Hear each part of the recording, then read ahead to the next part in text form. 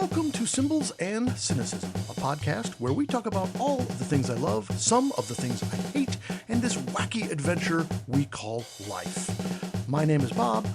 That's Sid. We're your hosts. I'm glad you're here today as we talk about Return of the Jedi, something neat with Matt, and people who reply all.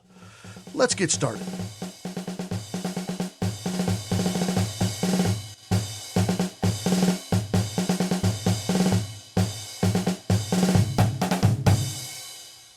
On behalf of Sid and myself, welcome back. Sid, you want to say hi? Nope, Sid is not apparently in the talking mood today. First, some feedback. I ran into a listener the other night who had such positive things to say. I asked what their favorite segments were, and they were sort of at a loss. Finally, they said, well, like all of it. I just like it all. They like the bourbon, they like the barbecue, etc., etc. So that's either a really great review or they just didn't want to tell me the truth and were trying to make me feel good about myself. Regardless, I appreciate those thoughts. Speaking of thoughts, we are currently in episode 9. Episode 11 is going to be the end of the season. We're going to kind of take a break, probably a week, maybe 2, and then move into season 2. As I've said several times, when I started, the advice I got was to plan out at least 10 episodes, pretty detailed, and then take a break, retool, find out what works and what hasn't. And that was absolutely great advice. Most of it came from, I've mentioned him before, Tom Buck. He's a YouTuber. We do not have any kind of personal relationship. Never met him, never talked to him. This is purely through his podcast and his YouTube channel. So I thoroughly planned 12 episodes, then a break, and then sort of sketched another 12 or so, very sketchy outline as to what season 2 might look like. Well, 12 episodes has become 11, which is awesome because 11 is a prime number, and I do love prime numbers.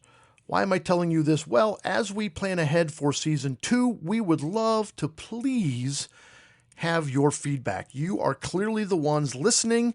You're in 9. Hopefully you've listened to even more. And we want to know, what do you love? What should we do more of? What segments should we add? What should we cut? We're thinking about all of these things as we move into season 2 to make this podcast stronger.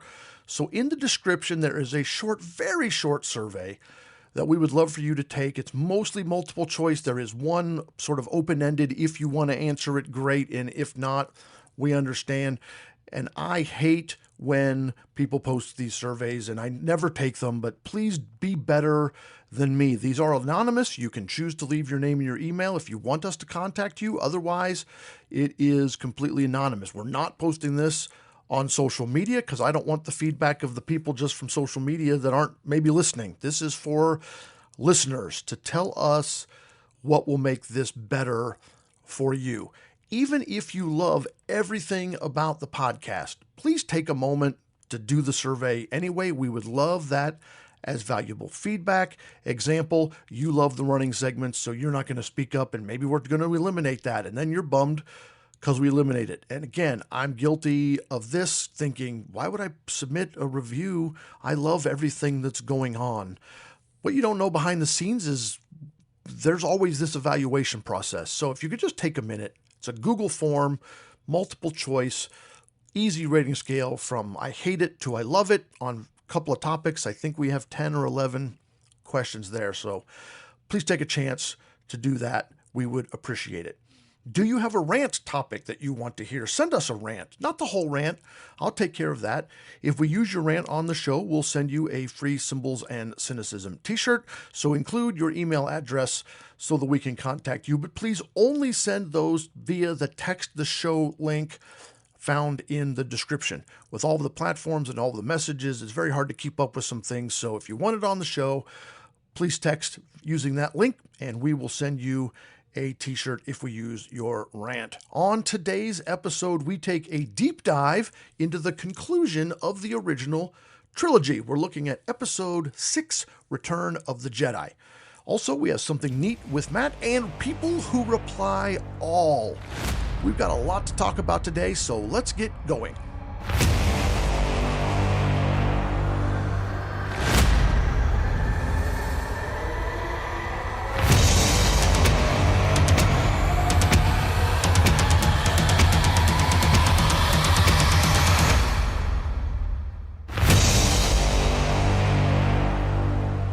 is May 25th, 1983, the release date of Return of the Jedi. Exactly 6 years to the day from New Hope, and just a few days off of the Empire release anniversary, which was on May 21st. This is the first Star Wars movie I remember seeing in the theater. Maybe I saw Empire, I don't remember that, but I remember seeing Return of the Jedi. Didn't see it on opening day. Let's back up. Empire Strikes Back had been an immediate and huge success. Remember, the reason Kirshner didn't want to take on Empire is because sequels usually don't succeed. And eventually, of course, he did take the role as director, and it broke the mold, right? Sequels that succeed was not a thing. The third movie was already planned and was highly anticipated. Money earned from Empire Strikes Back built what is now known as Skywalker Ranch, built by George Lucas, which would house all of the Lucasfilm properties, including LucasArts, THX, Skywalker Sound, and most famously, perhaps, Industrial Light and Magic, or ILM, which would become a staple in the special effects community. Side note, if THX sounds familiar, then you have been paying attention. THX 1138, remember, was the George Lucas student film, which turned into a full theatrical release that was his first major motion picture. It was that sci-fi movie with the bald heads and the computers that control the humans, etc., etc. The name THX does indeed come as a homage to that movie and his initiation into his directorial debut. Lucas's idea for Skywalker Ranch would be as a creative hub where all of his filmmaking friends and employees could come and share ideas and dream about big projects. And indeed, it did become that. And Skywalker Ranch still stands today and is still the main hub of all of the LucasArts properties. However, before Lucas makes Return of the Jedi, he has another project in mind, a little film which would become known as Raiders of the Lost Ark. This was not a Lucas-directed film, and nor did he write it. But the story was his idea, and he handed it off to a friend, Lawrence Kasdan, who was one of the writers, and also a friend, Steven Spielberg, who would direct it. And of course, that movie starred Harrison Ford as the title character Indiana Jones. Speaking of Harrison Ford, you might recall from our Empire episode that Ford thought the Han Solo character had played its part in the trilogy and should be done. That's kind of why he was frozen in carbonite. He just didn't believe Han should return, like his part was done, and let it move on with the other characters. He was also the only major character not signed on for the Return of the Jedi. Spoiler alert, though, he does return. By this time, Harrison Ford has become a huge star. In 1977, of course, he was in A New Hope. Just before that was a supporting role in American Graffiti, which we've discussed. 1978, he was in Force 10 from Navarone. 1979, Apocalypse Now. 1980, The Empire Strikes Back. 1981, Raiders of the Lost Ark. 1982, Blade Runner. 1983, Return of the Jedi. And 1984, another Indiana Jones movie, Temple of Doom. That's 77, 78, 79, 80, 81, 82, 83, and 84 with major movies. Other movies scattered in, that's just the highlights. Harrison Ford was a star. This is a heck of a streak. I think that guy might make it as an actor. Certainly one of my favorite actors, not only for Han Solo and Indiana Jones, but also movies like The Fugitive and Patriot Games, Air Force One, and Regarding Henry, which is certainly different than those. He's not like an action star in Regarding Henry, but fantastic movie, as I recall. I haven't seen it in like a long time, so maybe it is like not, maybe it doesn't hold up, but I remember it being great. Anyway, after Raiders of the Lost Ark, Harrison did return, of course, as Han Solo. It's hard to, when you look from today's perspective, to realize that Raiders and Star Wars had this much overlap in them, but they did. Side note here, if you've not seen the movie Spaceballs, the Mel Brooks picture, go now. Stop this podcast and go watch Spaceballs. It is a hilarious spoof of space sci-fi and mostly, honestly, a spoof of Star Wars. But the movie stars Lone Star. That's the main character. One of the main characters in the movie is named Lone Star, played by Bill Pullman. And it was intended originally as a spoof on Han Solo. Mel Brooks checked this movie with George Lucas. He went to George, hey, is it okay if I make this spoof? I'm kind of making fun of Star Wars. And George loved it. He loved the idea and gave it his blessing, except, he said, on one condition: you can't make Lone Star like Han Solo. I don't want you to spoof Han Solo. So Mel Brooks abided, and Mel Brooks, being Mel Brooks, changed the character to be dressed and act a little more like Indiana Jones, and poof, the Lone Star we all know today. Apparently, George Lucas didn't mind that too much. The original title of Return of the Jedi was Return of the Jedi. Made sense, right? The end of Empire. It ends with a bad outlook for the rebellion. The studio thought that was a little bit of a weak title and asked George to change it, so he did, to Revenge of the Jedi. Much stronger. The rebellion has been put down, and now they'll come back and get their revenge on the Empire. That also makes sense. Lucas wanted Spielberg to direct, but because of union disputes between Lucas and the directors' union, Spielberg could not take the job, even though the two of them were friends. It was against union rules to work on a non-union movie. The union issue came from Empire. At the time, you had to run credits at the beginning of a movie. They let it slide for A New Hope. When he wanted to do it again for Empire, they said no, because the movies were so famous.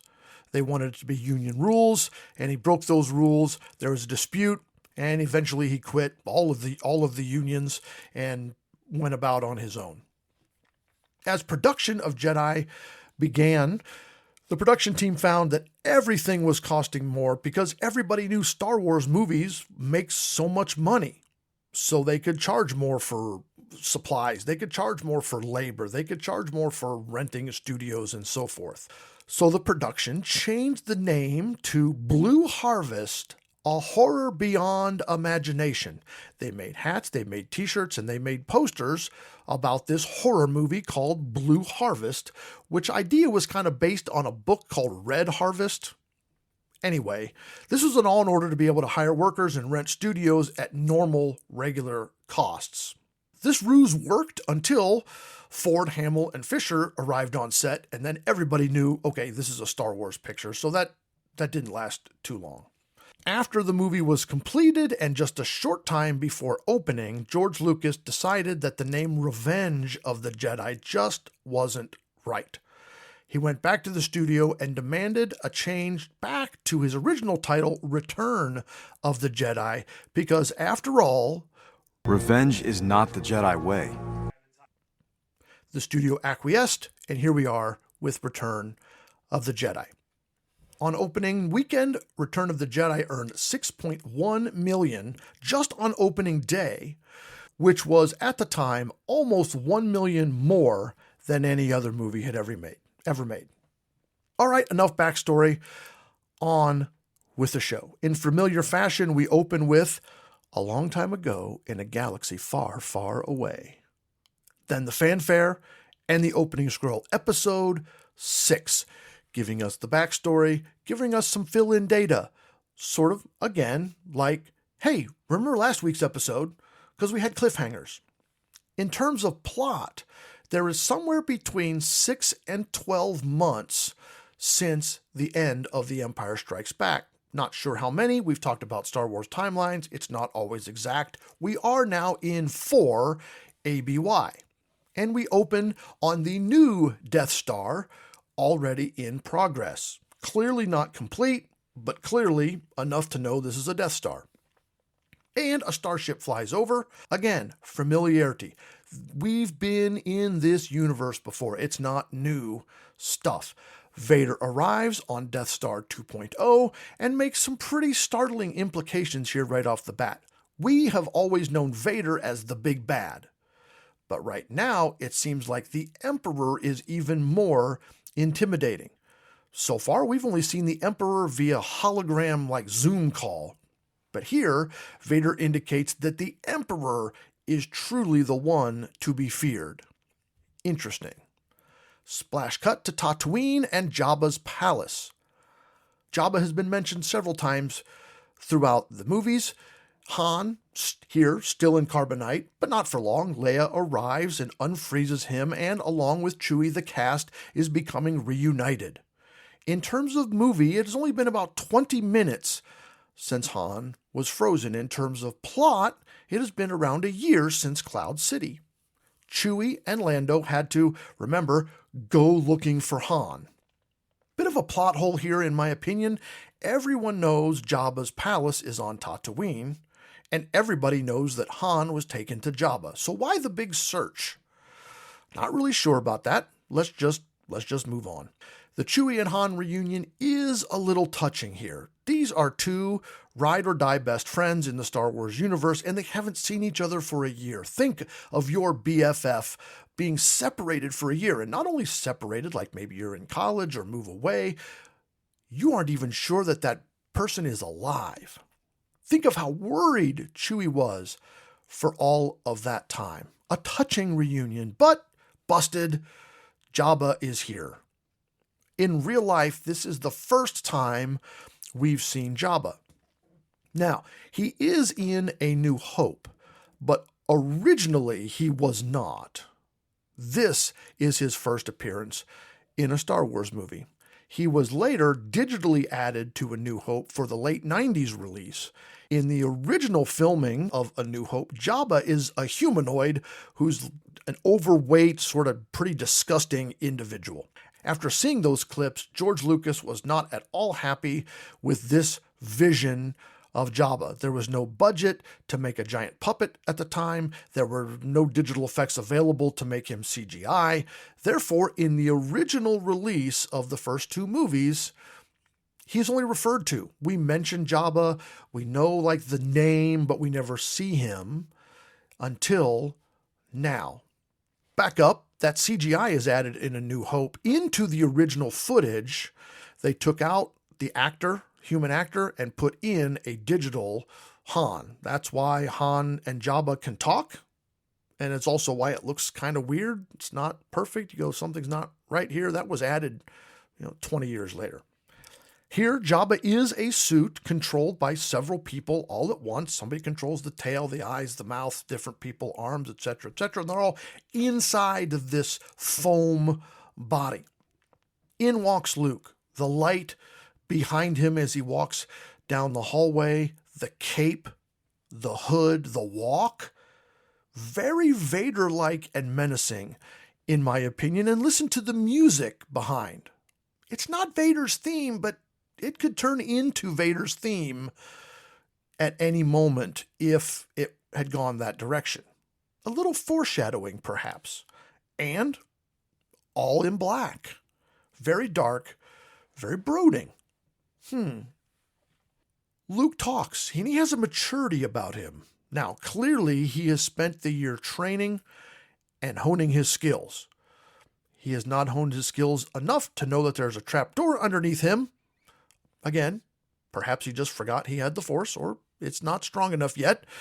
Anyway, off he goes. So we make a heist rescue here, and Jabba explodes, etc. Another quick note about Jabba, known as Jabba the Hutt. That's not his last name. Hutts are a species known as Hutts. And this is just indicating, like saying Bob the Human, Jabba the Hutt. It's indicating that he is of the species Hutt. Hutts are a slug-like species who are known to be gangsters and heads of a very large crime syndicate. Jabba is perhaps the most famous, or at least to us, and the only one we see in the movies. However, there are different Hutts. They do appear quite frequently in the Clone Wars, the animated series. If you've not seen the animated series, what are you waiting for? Go. It's not just a cartoon. So anyway, they escape, and boom, we're on the Death Star with a live-action Emperor. And ooh, he is very scary. Vader is bowing to the Emperor. The bad guy we know is bowing to the Emperor, and now we know who the really big bad is. And if you've seen all of Star Wars, you already know this. But as I have said, imagine at this moment you're in 1983 and you are seeing this for the very first time. You don't have the perspective of TV shows and other movies. Vader has been the scary, and now he's seen bowing to the Emperor, and that's frightening. Side thought, what would you give to go back and watch Star Wars through the eyes of someone who has never seen it? What would you give to roll back the clock and do it all over again? I think that would be very interesting.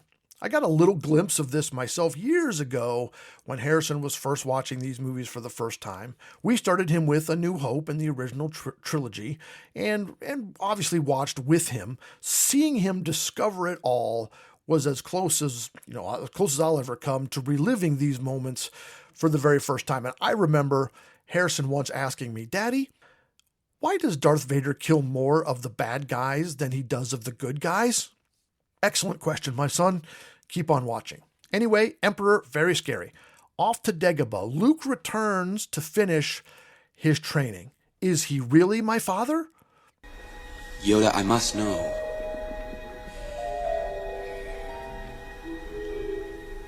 Your father is. Confirmation indeed. But wait, there is another. Luke has a sister. And we have Ghost Obi-Wan doing his best to double back and explain himself like, well, I know I said that one thing back on Tatooine, but what I really meant was... You told me Vader betrayed and murdered my father. Your father was seduced by the dark side of the Force.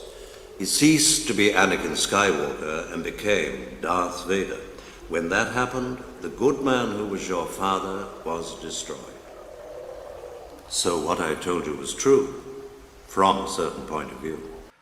And look, you can second guess that. But if you're a parent, you know this happens, right? Your kids ask you about where babies come from, and you lie to them because they aren't ready for the truth. You can't handle the truth! It's what parents do. We all do it. I did it.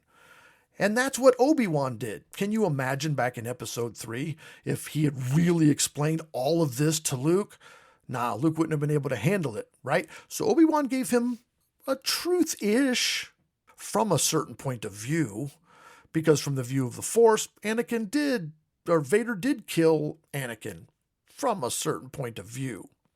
Speaking of parenthood, if you've ever had a 3-year-old asking 49 million questions in a span of 4 minutes, you know why here Yoda rolled over and just dies. That crap is annoying, and Luke is doing his best 3-year-old impersonation here.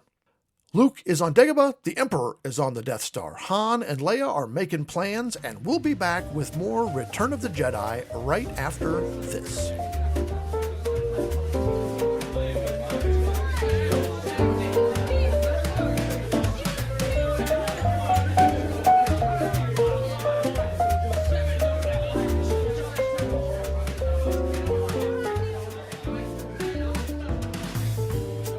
It's Matt. We got something neat with Matt.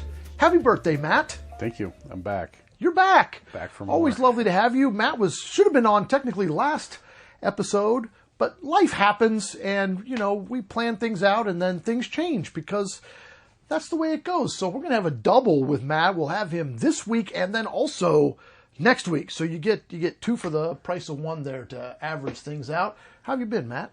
Good. Yeah, stuck in a lot of airports. Lots of travel nightmares, but Did you hear the rant about the standing up on the airplanes? That was a couple of weeks ago. I haven't been on an airplane recently, but every time I'm on an airplane, I know you've probably have this too.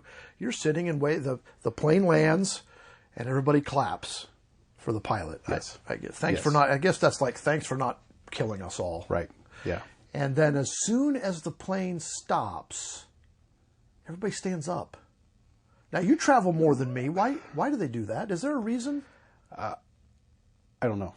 Quite honest, I finished my movie. Like, sometimes I don't even take the seatbelt off. No.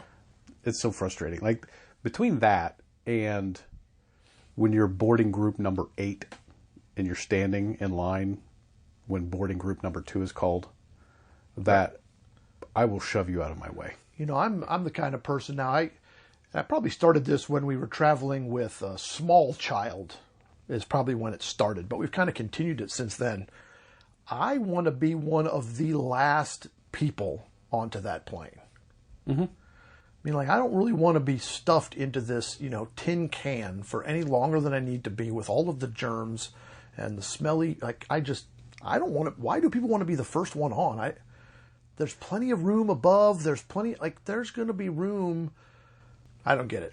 I don't get it either. Especially like the reserved seats. Your seat's not going anywhere. Right. Yeah. It's literally not going anywhere. Yeah, it's not general admission.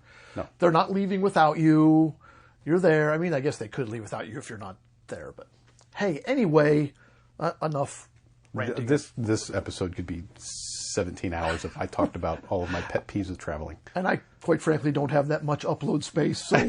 So let's get to the bourbon every week, every episode where Matt is here. We kind of pick a different bourbon, we sample it, we talk about it, we just kind of talk about bourbon and life or whatever. So what do you got for us today? What are we drinking? So today it's an interesting one. It's Old Forester Statesman. And a little bit of an interesting backstory with this bourbon. Have you ever watched the Kingsman movies? I have not. Okay, so they're sort of like James Bond in a way. But the Kingsmen are the UK Secret Service, basically. Okay. But they're almost spy-ish. And the Old Forester Statesman is actually from, I think it's the second movie, it's the Kingsmen Golden Circle, where at the beginning of the movie, no spoilers, because, I mean, I'll be very brief, where basically the Kingsmen headquarters is destroyed. Well, throughout the movie, they end up finding out that there is also a similar organization in the United States that are called the Statesmen. Mm. And the characters, like one character is Pedro Pascal, and his character is whiskey. Okay. And so he drinks, in the movie, Old Forester Statesman. Oh. So that's the backstory on this. All right. It's a little bit of a higher proof, kind of a little bit of a spicier flavor, but it's pretty smooth. Very, very clean look on the bottle.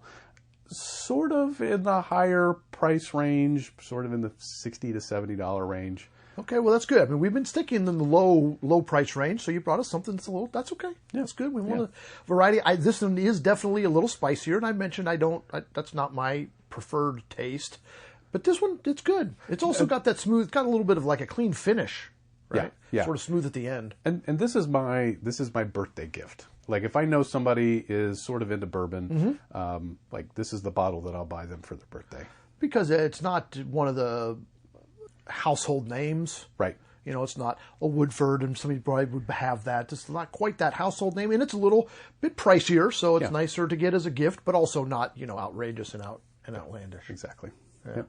So this is a bottle you just have on your shelf at home, or did you buy this one for a purpose?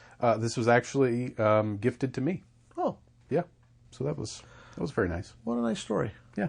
That's beautiful. It's cute. And is this, we talked earlier on an episode about things like small batch, cask strength, etc. What is this any other designation moniker? Nothing special. Just straight bourbon whiskey. Straight bourbon whiskey from Kentucky. Yes. Okay. All right.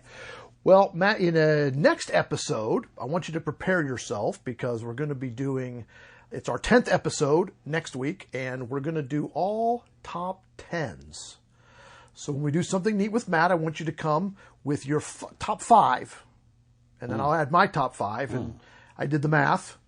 The math was mathing, and 5 plus 5, that says 10. So wow, 10. So yeah, 5, my 5 and your 5, and hopefully it's not the same 5. We won't pre-work that out. We'll just see what everybody has, and we'll talk about why they're our favorites and all of that sort of stuff. So have you tried 5 bourbons? This week? Well, hopefully not. No. Hopefully not this week. No, not this week. We do want to say, as we have been saying, please drink responsibly. Drink at home. Don't drink and drive. Drink in moderation. And for gosh sakes, if you're under 21, don't drink at all.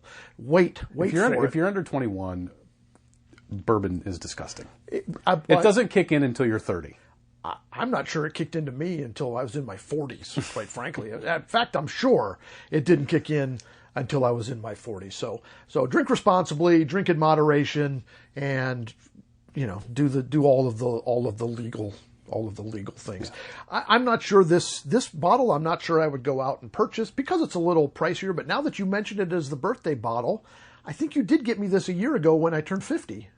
I did. This bottle does look familiar, and you did. So, and I did drink it. It is gone. So I must have liked it at least a little bit. So, at least enough. So thanks for bringing this. Hey, have a good week, and we'll see you next week. Okay. 2 in a row. See you on the next one.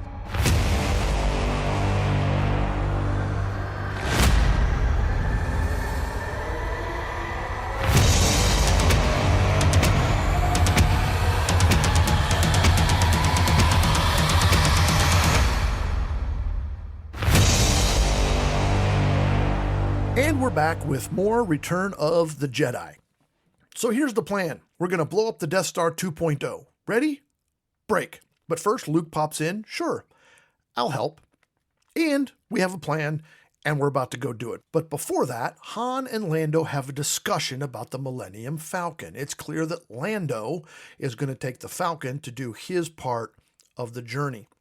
And we know from previous movies that there is some sort of conflict on who really owns the Millennium Falcon. What I love about this is that they refer to the ship using human pronouns.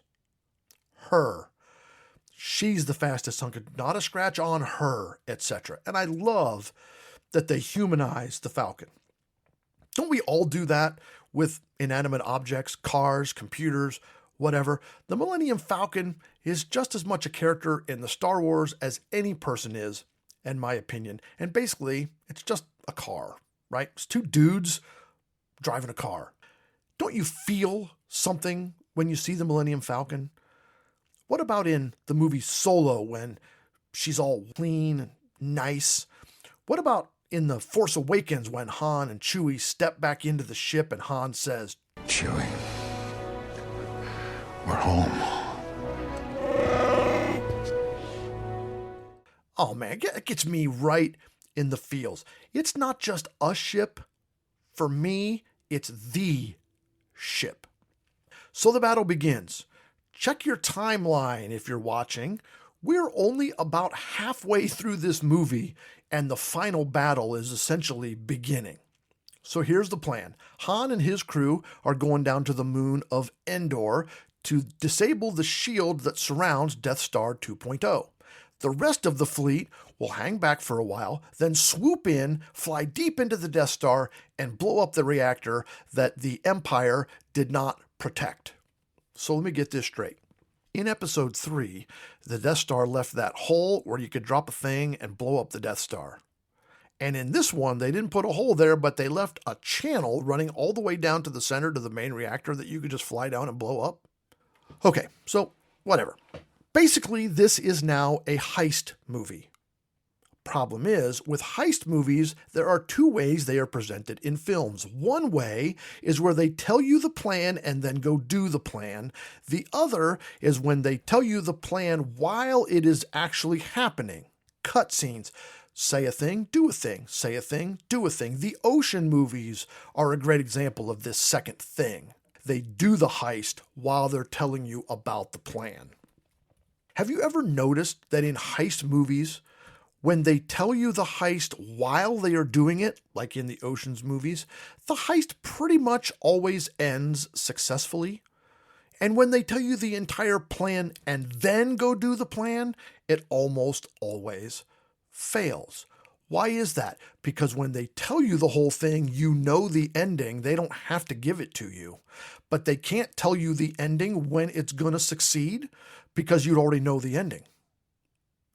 Well, here we know the plan, and now we're doing the plan. That does not bode well for our heroes.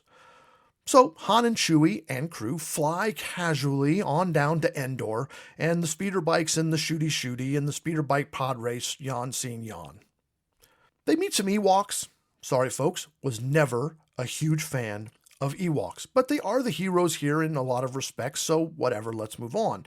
Luke, in order to save the plan, turns himself in because he feels like he can turn Vader back to the light side. Why? How? What makes him think this? Luke, what are you thinking? This dude has spent around 24 years as a bad guy running around the galaxy, hunting Jedi, building Death Stars, murdering his colleagues. Even before that, he was murdering people. There's still some good in there somewhere. Sure, 25 years of murder, no big deal. Let's just change him. That is some serious father-son connection and belief.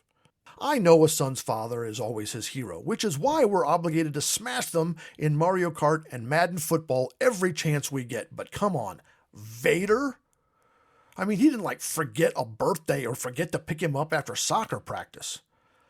Good in him? Even before this fall to the dark side 24 years ago, the guy was committing genocide based on the death of his mother. But okay, Luke, good luck with that. The rebellion shows up. Oh no, it's a trap. It's a trap! The Emperor is trying to convince Luke to turn to the dark side now, and shows off his brand new toy by using Death Star 2.0 to blow up a starship. Better dialogue here might have been a more snarky Luke saying, "Really? A ship? The last one blew up an entire planet." But of course, only Han gets the snarky lines, so that didn't happen. Another thing to note here is in the Death Star 1, when it fires that really giant, super powerful energy beam, it's like 10 feet away from Imperial worker crew. Nothing for those guys. It can blow up a planet, or in this case, a starship. But these dudes are just like, hey, shield your eyes, man. It'll be cool. Okay, anyway, flashback to Endor, where things are getting serious because there is a deadline here. They got to get this shield down. The heist plan was to have the generator shield down before the fleet arrives.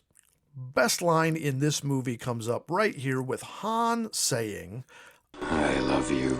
And Leia, I know. look, George Lucas written Star Wars doesn't get a lot of great dialogue. It's mostly whining about power converters and how much we hate sand. Though I am honestly with Anakin on that one, sand sucks. So when there is a great dialogue moment, we have to celebrate that moment. And this is a great moment reversing that dialogue. Remember, that was somewhat improvised from the end of Empire, with Han saying, I love you, and Leia saying, I know. Back to the Death Star. 2 minutes and 41 seconds of lightsaber battle here, where Vader says, Obi-Wan has taught you well. Perhaps foreshadowing Obi-Wan having the higher ground. Here, Luke has the higher ground, standing on the staircase, where Vader maybe remembers Mustafar, which, of course, we don't know yet when we're watching this movie, but they do sort of, but it hasn't really been written, so maybe they...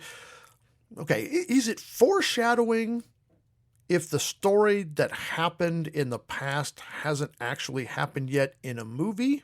Or is that backshadowing or post or whatever? I don't know. It's a cool moment with Luke at the top of the staircase. During this battle, does it seem to you like Luke uses some dark side energy? To me, it certainly seems he's using anger and aggression, not the tools of a Jedi. He transitions from, I will not fight you, Father, and only using his saber in self-defense, and later, definitely using aggression and anger. What changed? Vader figures out he has a sister. Now, he is not fighting for himself. He is defending his sister. Family. Family changed the equation. Family matters. Anyway, Luke does not fall. He defeats his father, chopping off his robotic hand. Ha ha, take that, Father. Remember, Vader chopped off Luke's hand in Episode 5. Luke looks at his own robotic hand, realizing that they really are the same. They do have the same destiny. There is a connection. in the Force. The Emperor steps in, but Luke stays strong, defiantly tossing aside his lightsaber and declaring, "I will never turn." And I'm thinking, dude, you might want that lightsaber here in a second. Oh, look, the shield is down. Time for the attack run. Bam! Force lightning for the first time as the Emperor attacks Luke. And of course, now we get the beginning of Vader's redemption. He sees Luke in pain, thinks, and tosses the Emperor into the pit. Who knew it would be that easy? Just toss the dude over the railing.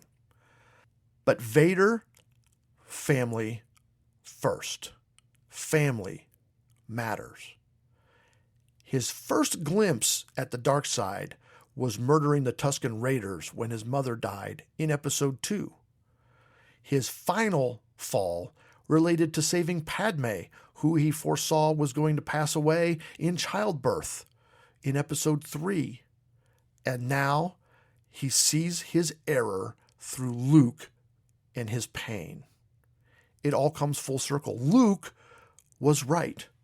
No matter how far gone there is always hope.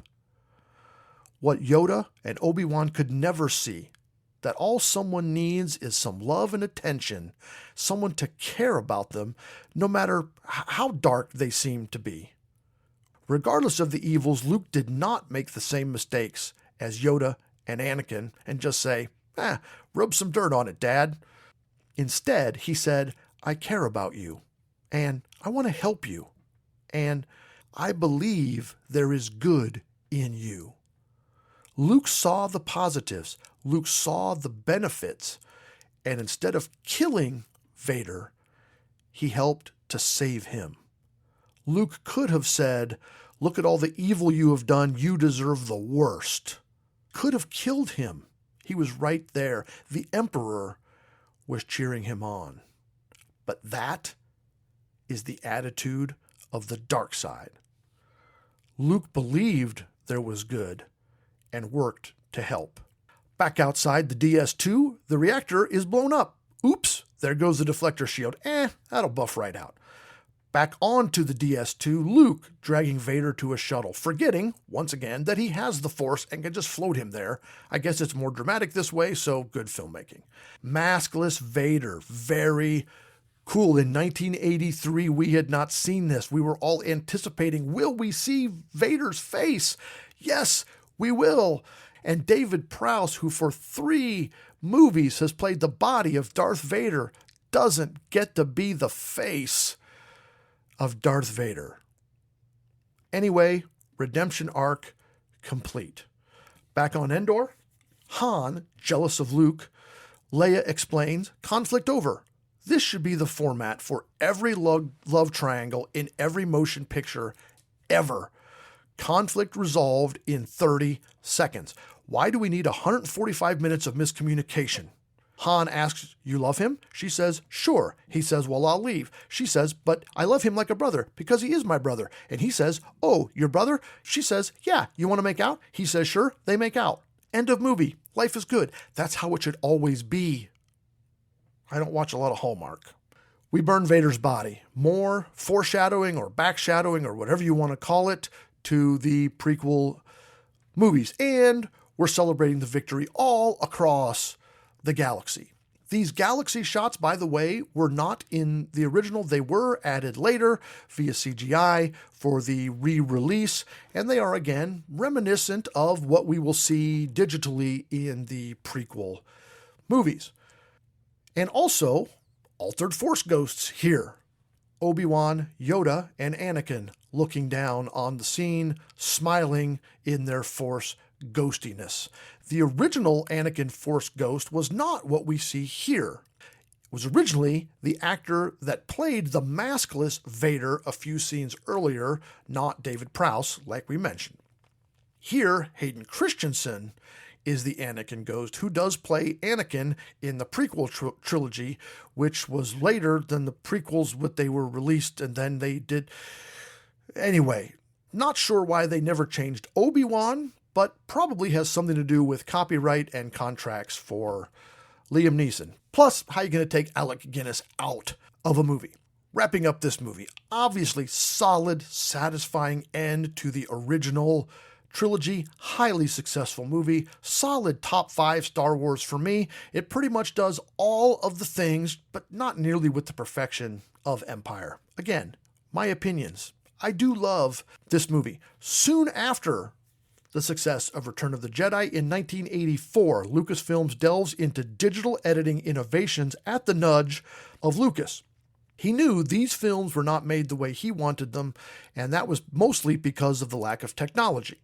In 1985, the Pixar computer is invented that improved digital animation and eventually would be the main driving force behind the Pixar Animation Studios.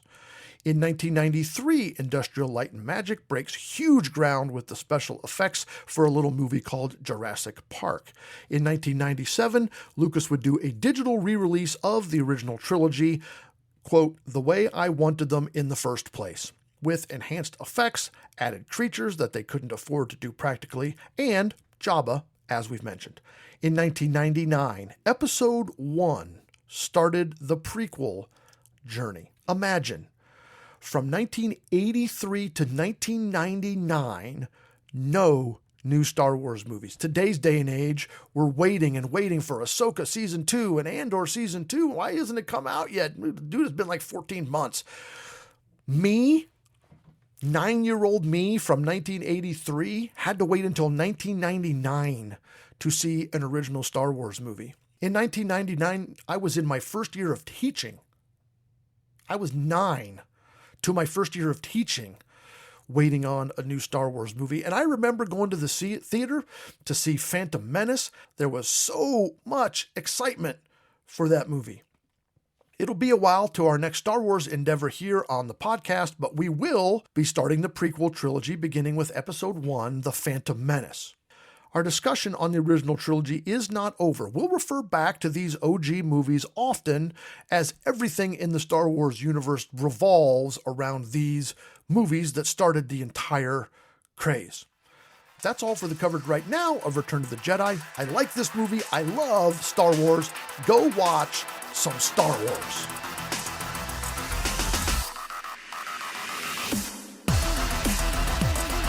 That's it! No, breathe. Find your happy place.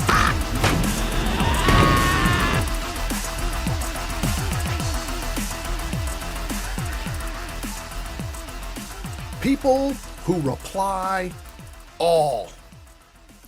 Doesn't it drive you nuts when somebody sends you an email and the email is to a bunch of people, right? That happens. Work, especially, it happens. The boss emails all the workers or all of the managers or a group of people to give information. Why? You don't want to send 20 of those. You send one. Great. That makes total sense. But why is the reply sometimes thank you or got it or hey, I have a question about that that's just a question for me and not a question for the group? Why did you reply all? I think Gmail should have a pop-up that comes up when you reply all that says, boop, do you really want to reply all? You know how when you send an email and in the beginning of the email you say something like see attached? And when you hit send, they come up and they got this little pop-up box that says, you said there's an attachment, but there's not. Man, that has saved me so many times. I'm like, thank you, Google. If you're old enough, you remember that was a feature and then they took it away and then it came back. And that was a dark time in between. That was a dark time. I sent emails to clients so many times who were younger than me, and I could just hear them. And then I'd realize it oh, I forgot to attach the whatever. And I could hear them on the other end thinking, oh, old man, technology is so difficult. But I digress. Reply all.